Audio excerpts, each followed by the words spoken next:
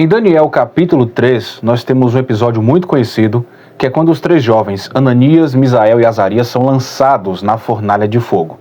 E há uma expressão por parte de Nabucodonosor, que é quando ele usa uma expressão no plural, dizendo que havia mais alguém dentro da fornalha com aqueles três jovens que foram lançados, e ele usa a expressão semelhante ao filho dos deuses.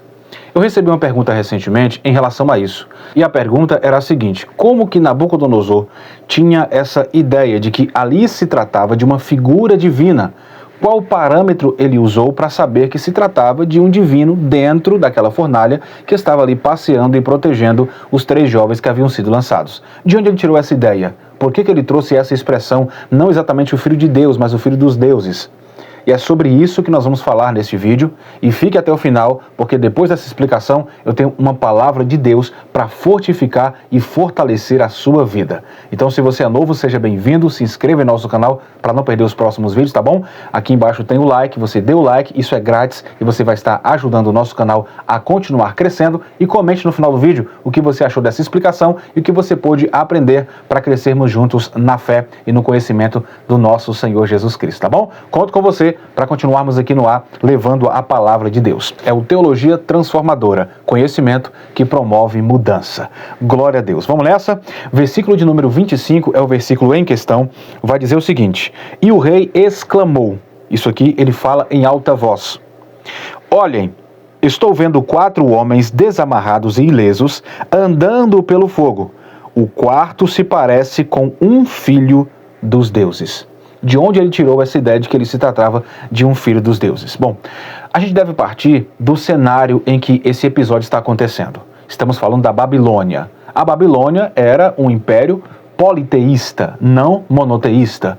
Ou seja, era um império que cultuava a muitos deuses, a vários deuses. Entre muitos dos deuses que tinham na Babilônia, nós podemos falar primeiramente de Marduk, que Marduk era o maior dos deuses da Babilônia, o maior de todos, porque Marduk estava associado ali ao grande criador de todas as coisas, ou seja, o Deus que rege todo o universo era Marduk. Além de Marduk, nós temos outras divindades, como por exemplo a Ishtar, que era uma deusa, a deusa da fertilidade, a deusa do amor. Também ela era representada pela deusa das guerras, então ela era invocada quando havia momentos de batalha. Então Ishtar também era muito conhecida. Outro deus que era muito conhecido também na cultura dos caldeus era o deus chamado Nabu. Nabu era muito conhecido porque era o deus da sabedoria, era o deus da escrita, era o deus que era filho de Marduk, que era o maior deus, não é isso? Então Nabu era o filho de Marduk, então ele tinha uma posição muito elevada. Inclusive o nome Nabucodonosor vem do derivado de Nabu, esse deus que era filho, né, de Marduk. E ele sendo o deus da sabedoria, o deus da escrita, o deus da ciência, Nabucodonosor era um rei que havia sido colocado esse nome, havia o nome dessa divindade, né, em Nabucodonosor. Então por isso que Nabucodonosor se sentia também um semideus.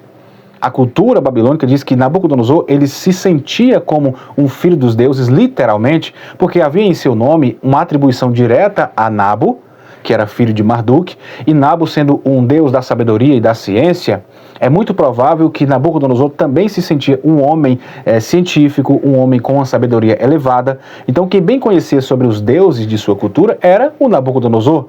Inclusive o nome Nabucodonosor significa Nabu, esse deus, Nabu protege o império. Nabu protege o seu escolhido, Nabu protege todo o reino, protege o palácio. Ou seja, a proteção de Nabucodonosor, deste homem, estava destinada a este deus Nabu. Então ele era uma espécie de representante de Nabu, né? Representante desse deus em terra. Então ele se sentia de fato uma espécie de semideus. Quem bem conhecia esse território dos deuses, quem bem conhecia esse nicho, né, politeísta, era o próprio Nabucodonosor. Então, este rei estava imerso, completamente imergido nesse mundo que cultuava a vários e vários deuses. Não só esses 3 que eu mencionei aqui, tá? Mas muitos outros, inclusive divindades espirituais, anjos também eram reconhecidos pelos babilônios. Então, havia-se uma gama, havia uma diversidade no mundo espiritual, numa visão bem babilônica. E quando a gente fala da fornalha de fogo, a gente vai falar sobre uma espécie de punição. Porque quando Nabucodonosor levanta uma estátua, e a Bíblia não diz que a estátua era dele mesmo, isso é uma conjectura, né? O que tudo indica que pode ser uma estátua a Marduk, que era o maior deus, mas o que a Bíblia vai dizer é que ele levantou uma grande estátua de ouro e ordenou que todos se ajoelhassem. O que vai acontecer aqui é que há um decreto real de que aquele que não se prostrasse diante desta estátua teria que sofrer consequências. E estas consequências seria ser lançado numa fornalha de fogo. Mas por que exatamente numa fornalha de fogo? Porque o fogo era uma espécie de punição. Havia um deus na cultura dos mesopotâmios, na cultura do pessoal ali da Babilônia, um deus chamado Nergal. E Nergal era o que era responsável pelo fogo, pela punição, pelos incêndios, pela destruição através do calor do fogo.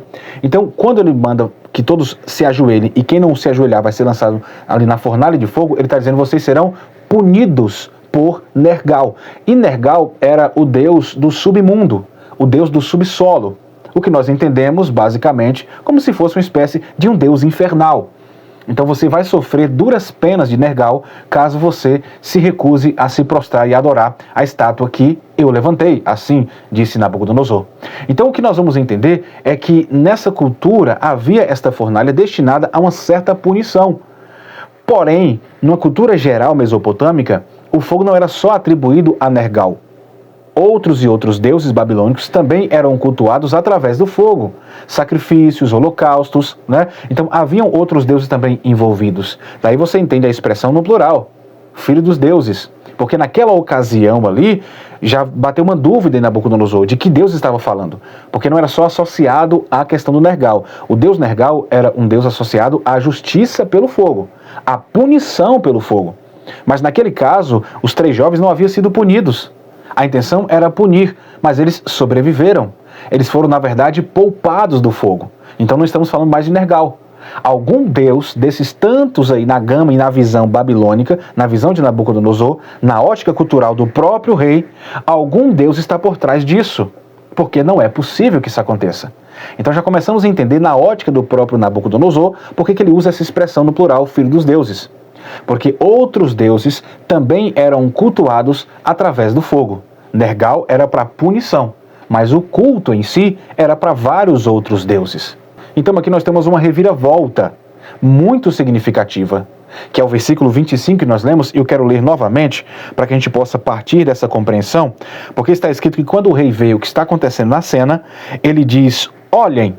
Esse olhem aqui com uma exclamação, ele está chamando a atenção de todos que estão à sua volta. Então aqui há um susto, ele é pego de surpresa, ele fica atônito com aquela cena, ele não acredita.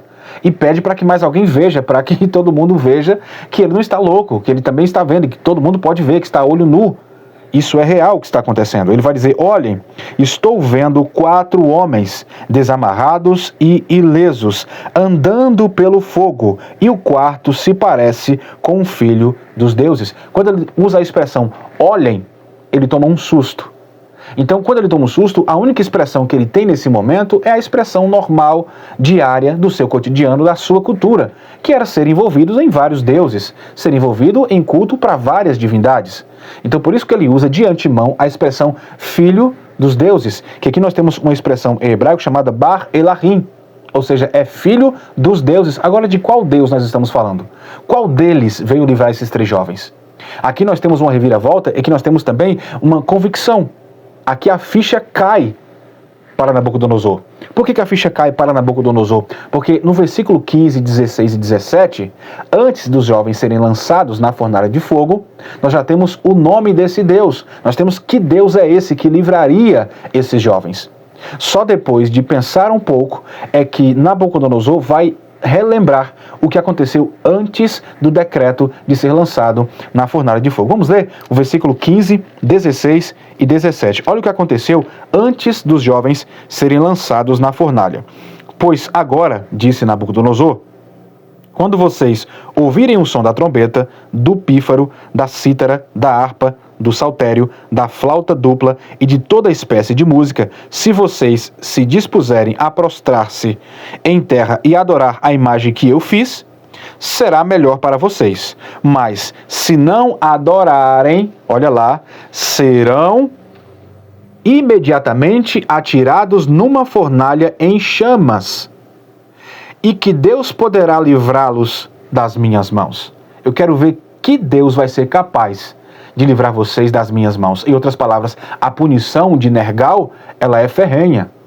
Ele é aquele que pune, ele vem do submundo.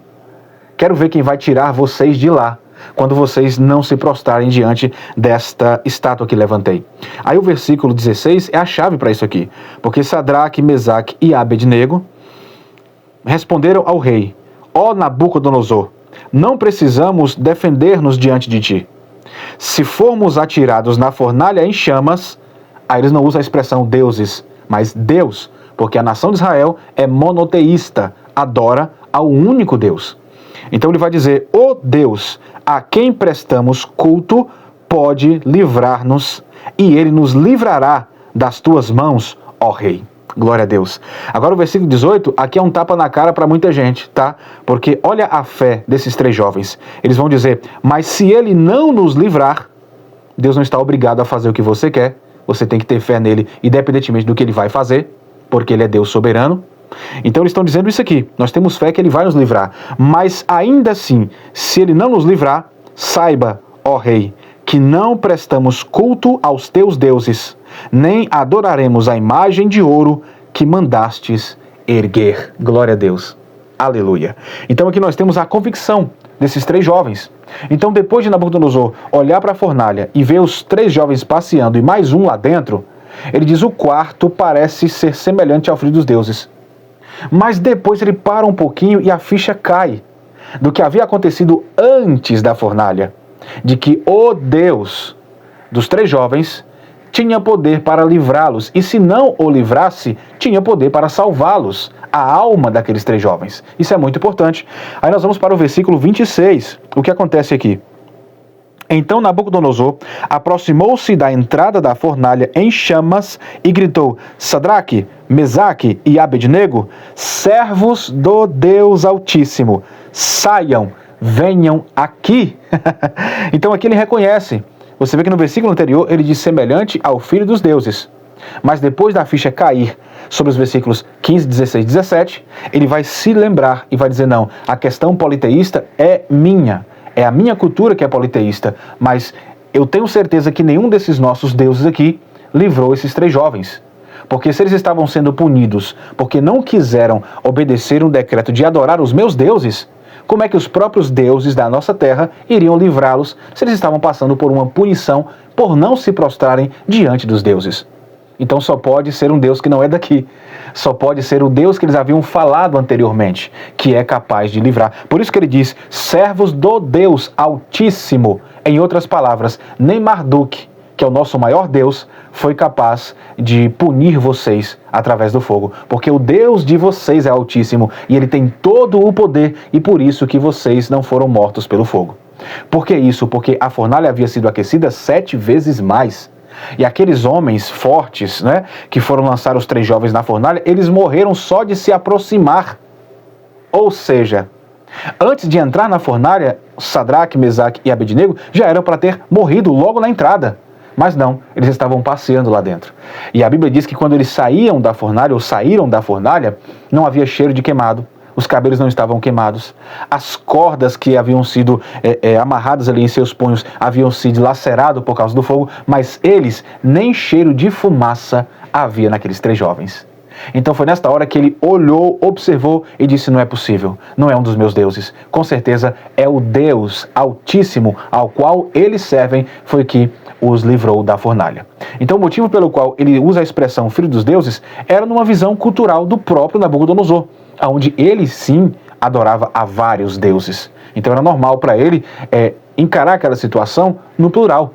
Mas quando ele entende que todo o seu pluralismo religioso não foi capaz de deter aquela punição, muito pelo contrário, foi o Deus monoteísta, o Deus de Israel, que livrou os três jovens, ele precisa reconhecer que o Deus de Israel é o Deus Altíssimo. Isso é muito lindo, isso é muito importante. E eu quero dizer para você que aquele quarto homem da fornalha não é Jesus, tá? O quarto homem da fornalha é Abednego.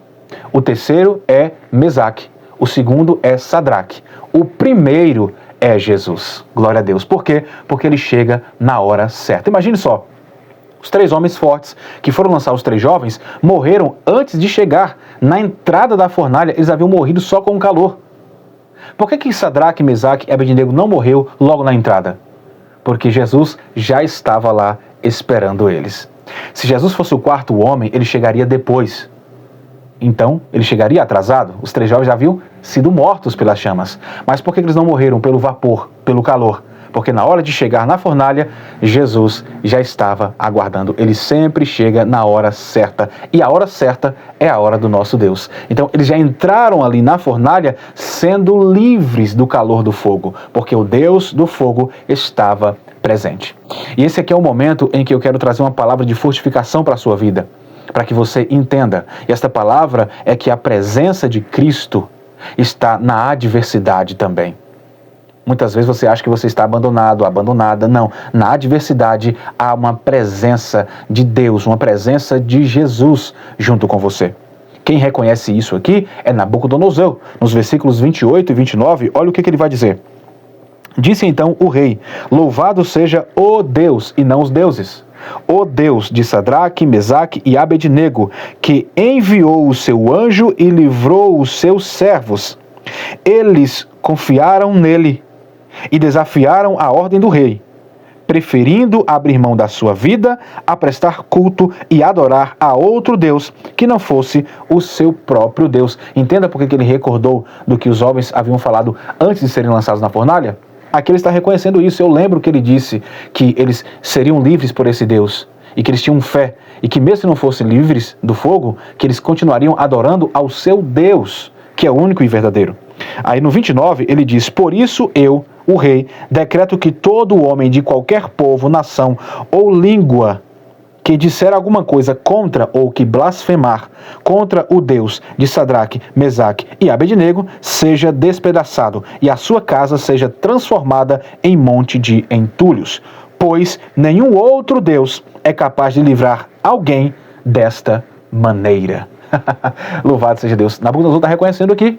Ele está dizendo: eu sei que Nergal, ele é terrível, ele é furioso, ele vem das trevas para punir com fogo, mas o Deus de Sadraque, Mesaque e Abednego é capaz de destruir com as defesas de Nergal, de acabar com todo o poderio de Marduk, de Ista, de Nabo. Ninguém é capaz de parar o Deus de Sadraque, de Mesaque e de Abednego. Ninguém é capaz de parar o seu Deus. Ninguém é capaz de trancafiá-lo. Ninguém é capaz de paralisar os seus planos. Por isso que Jesus está contigo na adversidade. Creia e tenha fé nisso. Esse contexto aqui vai trazer para a gente que Jesus, ele se manifesta na hora que é necessário.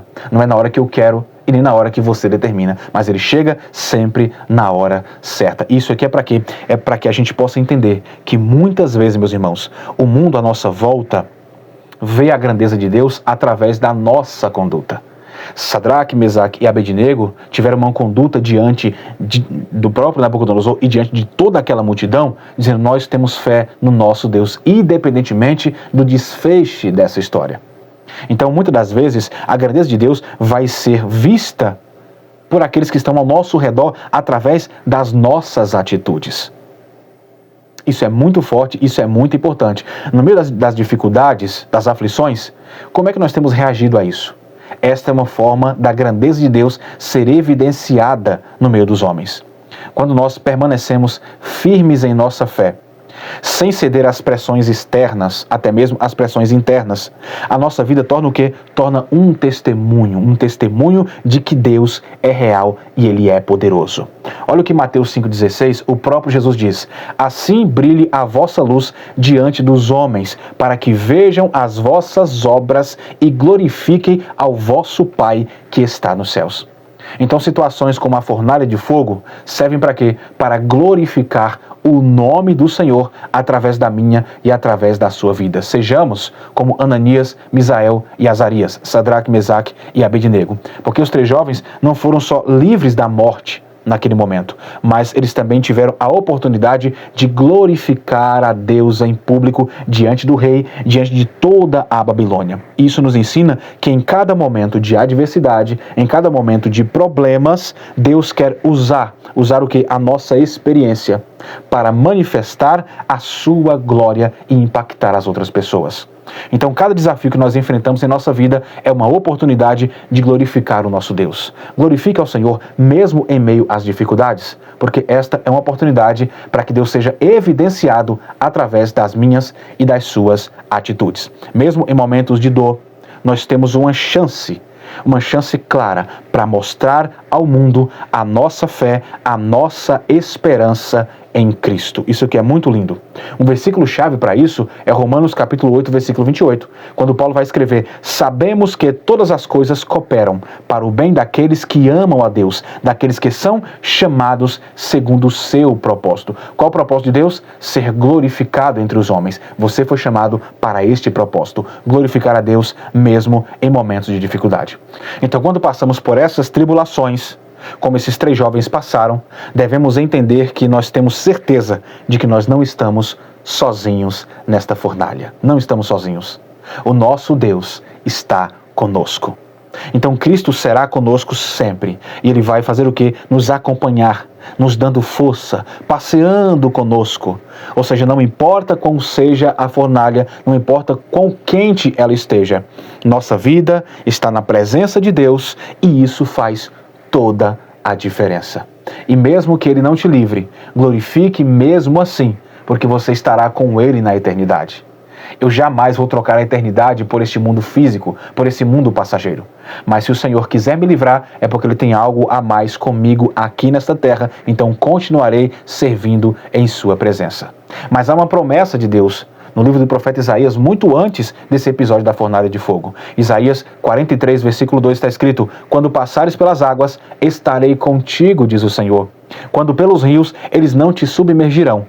Quando passares pelo fogo, não te queimarás, e nem a chama arderá em ti. Ou seja, nem sinal de fumaça vai ter em você. Foi o que aconteceu com Sadraque, Mesaque e Abednego. Nem foram queimados e nem cheiro de fumaça havia neles.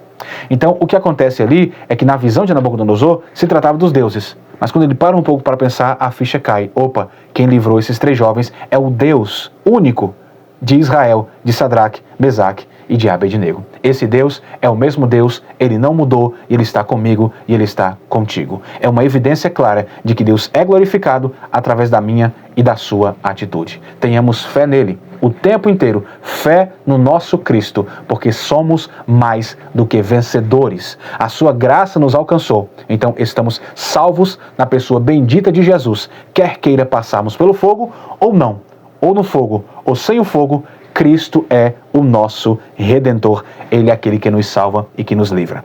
Ele vai livrar dessas chamas, não só da chama física da fornalha, mas das chamas espirituais do fogo do inferno, aquele fogo da morte eterna. Então aqui nós temos Cristo trazendo para nós este exemplo de livramento, ou seja, do fogo das tribulações dessa vida, ou seja, do fogo eterno da morte, onde haverá choro e ranger de dentes. O Senhor nos livra se termos fé nele diante dos homens e não negarmos esta fé.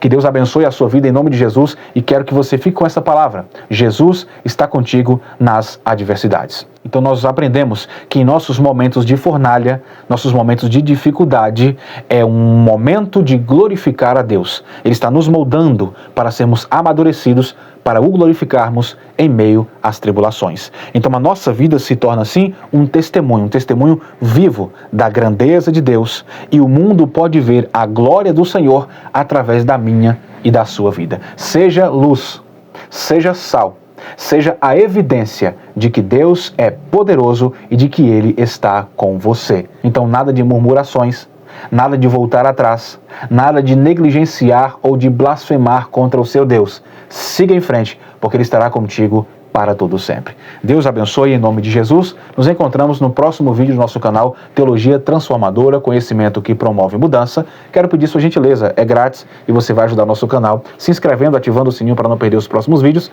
colocando nos comentários o que você achou e também compartilha com mais alguém que precisa ouvir essa palavra, tá? Não vai te custar nada e você vai estar ajudando mais alguém a se fortalecer na fé. Deus abençoe sua vida. Até o próximo vídeo em nome de Jesus. A paz do Senhor.